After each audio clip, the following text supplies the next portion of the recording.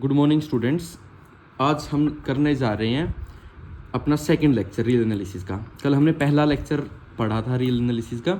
उसमें हमने क्या पढ़ा था? उसमें हमने थोड़ा बहुत ना नंबर सिस्टम के बारे में मैंने आपको बताया था। किसके बारे में बताया था?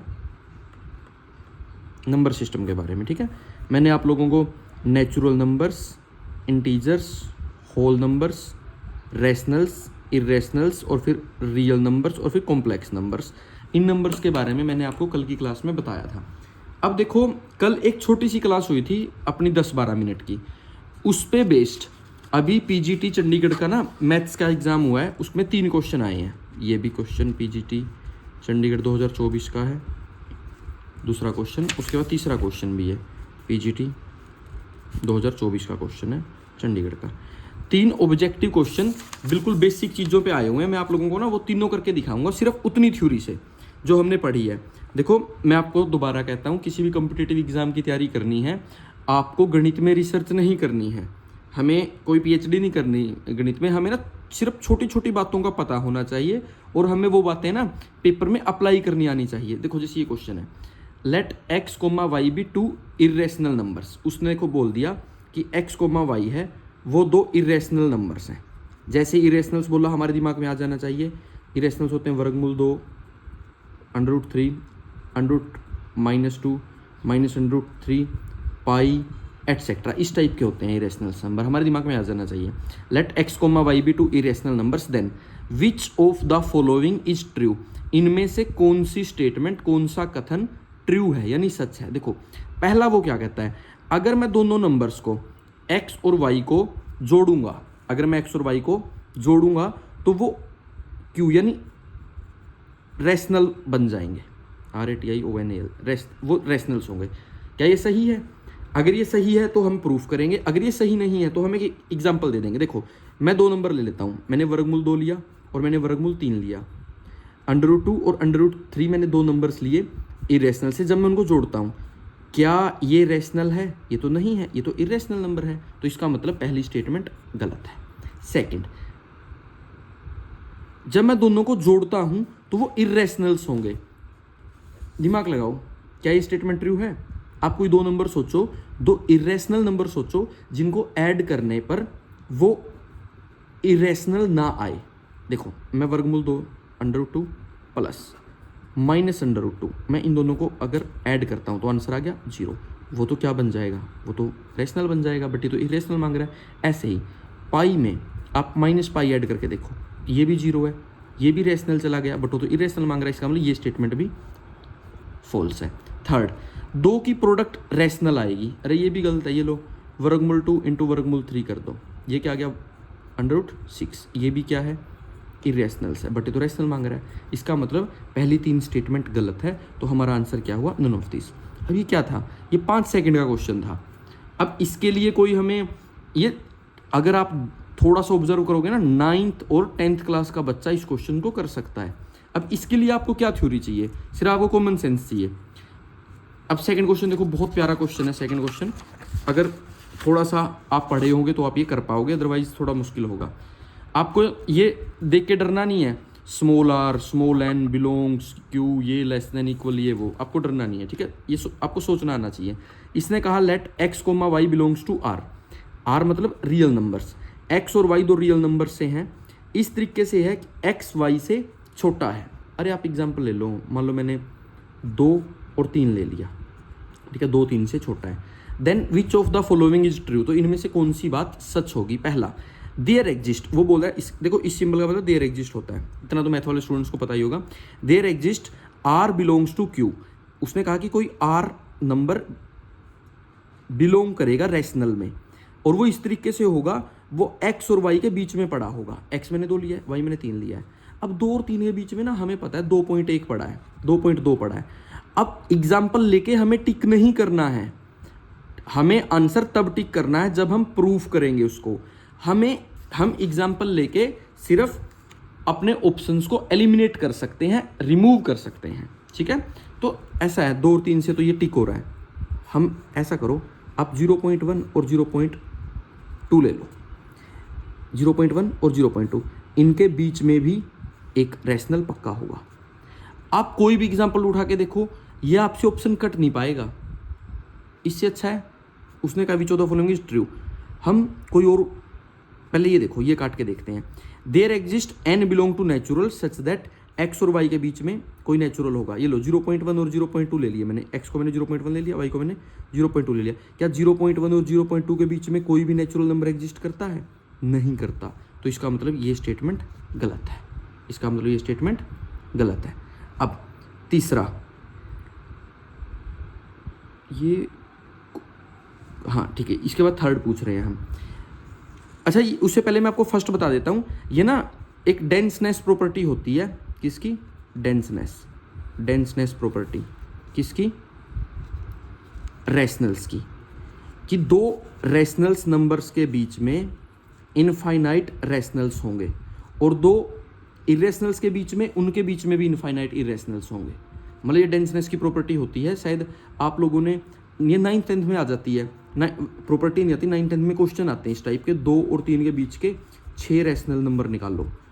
भाई वो तो 6 पूछ रहे हैं, हम तो इनफाइनाइट रैशनल्स निकाल सकते हैं। तो इसका मतलब अगर आपके पास 2 रियल नंबर होंगे तो उनके बीच में एक रैशनल नंबर पक्का एग्जिस्ट करेगा। तो ये स्टेटमेंट बिल्कुल ट्रू है। ठीक है, ये स्टेटमेंट बिल्कुल ट्रू है। अब ऐसे ही आप बाकी 2 स्टेटमेंट इसमें देख सकते हो। जैसे थर्ड, ये मैंने एज इट इज क्वेश्चन लिखा है, मुझे नहीं पता इसमें 1 आंसर ठीक है या 3 आंसर ठीक है, 2 आंसर ठीक है। ये थर्ड क्वेश्चन देखो, इसने कहा कि अगर मैं कोई ए नेगेटिव नंबर लेता हूँ रियल नंबर से, मान लो मैंने -2 ले लिया, जब मेरे पास था 2 < 3, मैं उसको -2 को दोनों तरफ मल्टीप्लाई करता हूँ, ये क्या बन जाएगा -4, ये क्या बन जाएगा -6। अब कौन सा बड़ा है? -4 बड़ा है। तो ये कह रहा है इनइक्वालिटी चेंज हो जाएगी। थर्ड में बोल रहा है ना इनइक्वालिटी चेंज होगी। तो क्या ये स्टेटमेंट सही है या गलत है? तो ये देखो, जैसे ही आप नेगेटिव नंबर से मल्टीप्लाई करते हो तो आपकी इनइक्वालिटी रिवर्स हो जाती है। तो ये स्टेटमेंट भी ट्रू है। शायद ये क्वेश्चन ना मेरे से मिस्टेक हुई है, यहाँ फॉल्स आएगा। इसमें से कौन सा फॉल्स है? ठीक है, ये ट्रू है क्योंकि थर्ड भी ट्रू है। जब x < y होगा तो आप दोनों तरफ अगर सेम नंबर ऐड करोगे ना तो इनइक्वालिटी पे इफेक्ट नहीं पड़ता। देखो x और y थे, मैंने दोनों तरफ सिर्फ एक इंटीजर ऐड कर दिया, तो a + x < a + y ही रहेगा। तो ये स्टेटमेंट भी ट्रू है। तो फॉल्स कौन सी थी? सेकंड स्टेटमेंट फॉल्स थी कि 2 रियल नंबर्स के बीच में कोई नेचुरल नंबर एग्जिस्ट करेगा, वो जरूरी नहीं है। ठीक है, ये अपने 2 क्वेश्चन हो गए। अब हम थर्ड क्वेश्चन पे आते हैं। थर्ड क्वेश्चन करने से पहले मैं आपको एक छोटी सी चीज़ बताऊंगा। बस ये छोटी सी चीज़ आपको पता होनी चाहिए। टीचिंग एग्जाम्स में आपको कोई UGC CSIR नेट वगैरह का एग्जाम नहीं देना है। देखो 2 टाइप के नंबर्स होते हैं, ये बिल्कुल ध्यान से सीख लेना। बहुत छोटी सी बात में आपके काफ़ी चीज़ें कवर हो जाएंगी। देखो नेचुरल्स टाइप के number, integers, whole number, rationals. ठीक है, और 2 अलग टाइप के नंबर होते हैं, बल्कि 3 बोल दो, इरेशनल्स, रियल्स और कॉम्प्लेक्स नंबर्स। ये जो नंबर है ना, ये नंबर काउंटेबल होते हैं बच्चों। काउंटेबल, ये नंबर क्या होते हैं? काउंटेबल। काउंटेबल का मतलब क्या होता है? कोई भी सेट काउंटेबल कब होता है? अगर आपको BSc की डेफिनेशन, BSc में आपने पढ़ा हो तो any set A is called countable. अगर A से मैं नेचुरल्स तक कोई एक मैप 1 ऑन टू डिफाइन कर पाऊँ तो उसको हम क्या बोलते हैं? उस सेट को हम काउंटेबल बोलते हैं। तो इंटीजर से नेचुरल्स के बीच में एक मैप एग्जिस्ट करता है। आप इसका प्रूफ पढ़ लेना, आप ये होमवर्क है जो बच्चे, ये प्रूफ पढ़ना कि नेचुरल्स और इंटीजर्स के बीच में कौन सा मैप एग्जिस्ट करता है जो 1 ऑन टू होता है। तो इसका मतलब ये अगर मैं इंटीजर्स को यहाँ पे सेट A बोल दूँ तो इसका मतलब सेट A काउंटेबल हुआ, यानी इंटीजर्स काउंटेबल हुआ। ऐसे ही रैशनल्स के लिए एग्जिस्ट करता है, ऐसे ही होल नंबर्स के लिए एग्जिस्ट करता है। तो इस टाइप के नंबर काउंटेबल होते हैं। इरेशनल नंबर, रियल नंबर और complex numbers, these numbers are called uncountable. ये हम आपको हमेशा ध्यान रखना है। काउंटेबल, अनकाउंटेबल 2 टाइप के सेट होते हैं हमारे पास। तो काउंटेबल, ये नंबर्स काउंटेबल होंगे और ये अनकाउंटेबल होंगे। सिर्फ इस बात से आपके बहुत सारे क्वेश्चंस हो जाएंगे। Which set among the following has different cardinality then other 3? देखो नेचुरल, इसने कहा कि इनमें से ऐसा कौन सा सेट है जिसकी कार्डिनलिटी, कार्डिनलिटी का मतलब होता है सेट में कितने एलिमेंट हैं, जो इनमें से थोड़ा अलग है हमारे पे। देखो नेचुरल्स क्या होते हैं? काउंटेबल। रैशनल्स क्या होते हैं? काउंटेबल। अब देखो एक थ्योरम होती है कार्टेजियन प्रोडक्ट। देखो ये क्रॉस है ना, इसको कार्टेजियन प्रोडक्ट बोलते हैं। आपने ए क्रॉस बी सेट्स के टाइम में पढ़ा होगा 11वीं क्लास में।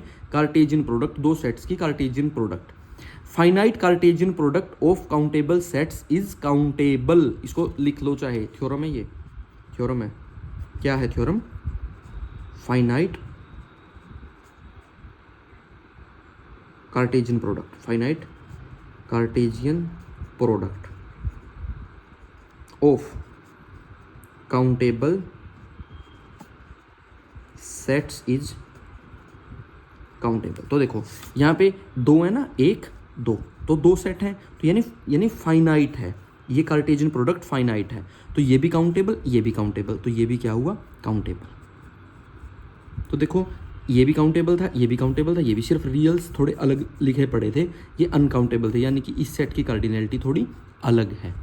क्या बात समझ आई? अब देखो, अब इसी के साथ मैं आपको दो चार चीज़ें और बता देता हूँ काउंटेबल अनकाउंटेबिलिटी में। देखो 3 क्वेश्चन देख लेना। पहला क्वेश्चन आप चाहे स्क्रीनशॉट ले सकते हो, ये फिर सेकंड क्वेश्चन, ये लो स्क्रीनशॉट ले सकते हो, और ये थर्ड क्वेश्चन, ठीक है। अब इसमें एक चीज़ और बता देता हूँ। अगर मैं आपसे क्वेश्चन बोलूँ Q cross Q cross Q cross Q, क्या ये सेट काउंटेबल होगा? होगा। ये फाइनाइट प्रोडक्ट है, finite Cartesian product of countable sets, ठीक है। अच्छा, क्यू क्रॉस आर, ये काउंटेबल होगा? ये मैं सी लिख देता हूँ, ये काउंटेबल है। ये काउंटेबल होगा या अनकाउंटेबल होगा? भाई अगर एक भी सेट अनकाउंटेबल आ जाता है प्रोडक्ट में, तो वो आपकी प्रोडक्ट अनकाउंटेबल बन जाती है। ध्यान रखना इस बात का, अनकाउंटेबल। कई बार तो ना मैं पंजाब के टीचिंग एग्जाम्स थोड़ा फॉलो करता हूँ, मैंने ये पेपर देखे हुए हैं, उसमें बड़ा बेसिक सा क्वेश्चन आता है, which of the following set is uncountable, ऐसे पूछ लेते हैं। कई बार डायरेक्ट दे देगा जेड क्यू आर, तो आंसर क्या आएगा? आर। इतना आसान आ जाता है कई बार, which of the following set is uncountable. या कई बार बोल देगा which of the following set is countable, which of the following set is countable. तो एग्जाम्पल क्या देगा? मान लो ऐसे दे देगा, this C R cross Q and Q. देखो इरेशनल्स अनकाउंटेबल, हमें काउंटेबल बताना ना, which of the following set is countable. C1 ले लो, मैं प्रॉपर लिख देता हूँ, काउंटेबल। हमें चेक करना है काउंटेबल कौन सा होगा। ये इरेशनल्स है, ये अनकाउंटेबल, कॉम्प्लेक्स है, अनकाउंटेबल। आर क्रॉस क्यू, ये तो काउंटेबल था, बट आर अनकाउंटेबल है, तो ये अनकाउंटेबल। इसका आंसर क्या आ गया? क्यू, ठीक है। तो हमने कल के लेक्चर से जो क्वेश्चंस आए हुए थे आपके सामने एग्जाम में, मेरे पास चंडीगढ़ PGT का पेपर पड़ा था, तो मैंने वही करवा दिया, और भी मैं क्वेश्चन निकाल के लाऊंगा, ठीक है। अब हम क्या करेंगे नेक्स्ट लेक्चर में, यानी हमारा जो थर्ड लेक्चर होगा, थर्ड लेक्चर, उसमें मैं आप लोगों को बाउंड्स, ध्यान से सुन लेना, bounds, least upper bound, greatest lower bound, ये 3 चीज़ और इन पे क्वेश्चंस ये करवाऊंगा। उसके बाद मैं कोशिश करूंगा या तो 4th लेक्चर में करवाऊं या फिर 3rd में ही, अगर ज़्यादा बड़ा लेक्चर नहीं होगा तो मैं 3rd लेक्चर में ही आप लोगों को सबसे इंपॉर्टेंट, स्टार मार्क कर लो इस पर, मैं आप लोगों को ऑर्डर कंप्लीटनेस प्रॉपर्टी करवाऊंगा। ऑर्डर कंप्लीटनेस प्रॉपर्टी, ये बहुत इंपॉर्टेंट प्रॉपर्टी, ठीक है। ऑर्डर कंप्लीटनेस प्रॉपर्टी करने के बाद मैं आप लोगों को करवाऊंगा आर्किमिडियन प्रॉपर्टी, आर्किमिडियन प्रॉपर्टी। तो इस तरीके से हम आगे बढ़ेंगे। आर्किमिडियन प्रॉपर्टी करने के बाद हम नंबर सिस्टम पे आज तक जितने भी क्वेश्चन आए हुए हैं टीचिंग एग्जाम्स में, हम सबको कवर करेंगे, ठीक है। जैसे ही हम प्रॉपर्टीज ऑफ रियल नंबर्स और रियल नंबर्स को डिस्कस करेंगे, उसके बाद हम सीक्वेंस एंड सीरीज पे चले जाएंगे, ठीक है। सीक्वेंस एंड इनफाइनाइट सीरीज, जो आपका सिलेबस है मैंने देख रखा है, मैं उसके अकॉर्डिंग ही आपको क्वेश्चन करवाऊंगा।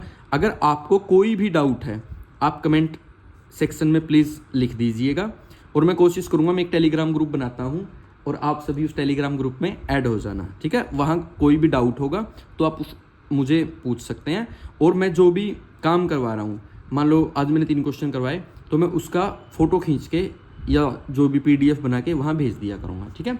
धन्यवाद।